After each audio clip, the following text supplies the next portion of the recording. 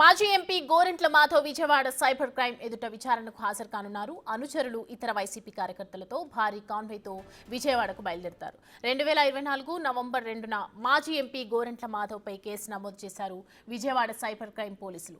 విచారణకు హాజరు కావాలని నోటీసులు జారీ చేశారు. పోక్సో కేసులో బాధితురాలి పేరు ప్రకటించారని గోరెంట్ల మాధవ్పై 72, 79 బిఎన్ఎస్ సెక్షన్ల కింద కేసు నమోదైంది. గోరెంట్లపై మాజీ మహిళా కమిషనర్ చైర్పర్సన్ వాసిరెడ్డి పద్మ ఫిర్యాదు చేశారు.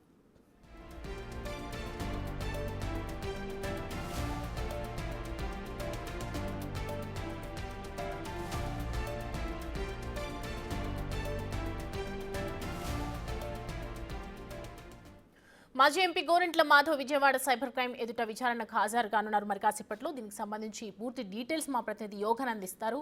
యోగానంద్, గోరెంట్ల మాధవ్ విజయవాడ సైబర్ క్రైమ్ ఎదుట ప్రజెంట్ విచారణకు హాజరు కానున్నారు. ఎంతసేపు టైం పడుతుంది, అసలు డీటెయిల్స్ ఏంటి? అందుపురం మాజీ ఎంపీ గోరెంట్ల మాధవ్ ప్రస్తుతానికి అనంతపురం నుంచి విజయవాడ పోలీసులు హాజరయ్యేందుకు బయలుదేరారు. ఇవాళ ఉదయం 10 గంటలకు హాజరు కావాలని నోటీసులు స్పష్టంగా ఉన్నప్పటికీ ఆయన గడువు ఈవినింగ్ లోపల వస్తానని చెప్పి గడువు కోరారు. దీంతో ఆయన గడువు వెసులుబాటు కనిపిస్తుంది.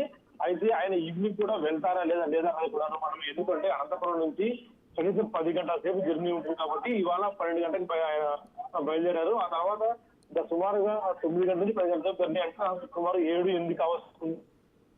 హాజరవుతుంది. రేపు ఏమన్నా వెళ్తారని కూడా మనకు తెలియాల్సి ఉంది. ఎందుకంటే ఇవాళే హాజరు కన్నారు కాబట్టి నోటీసులో ప్రసంగం ఉంది కాబట్టి ఇవాళే కాసేపు సాయంత్రం వరకు టైం తీసుకోవాలని తెలుస్తుంది. అయితే అప్పటికి రాకపోతే మన నోటీస్ జారీ చేస్తారా లేదా రేపటికి ఏమన్నా ఛాన్స్ అని కూడా తెలియాల్సి ఉంది. ఇప్పటికైతే భారీ కాన్వాయ్తో దాదాపు సుమారు 100 కాన్వాయ్లతో కూడా ఆయన విజయవాడకు భారీ బల ప్రదర్శనగా వెళ్ళాడు. ఇప్పటికైతే రాకాడులో వర్గపోరు నడుస్తుంది కాబట్టి దాన్ని బలం నిరూపించుకోవడానికే వెళ్ళాడు అంటూ కూడా అటు అధినేతలు కలిసేందుకు అలాగే ఆ పార్టీ సీనియర్ నేతలు కలిసేందుకు కూడా భారీ కాన్వాయ్తో వెళ్ళారు.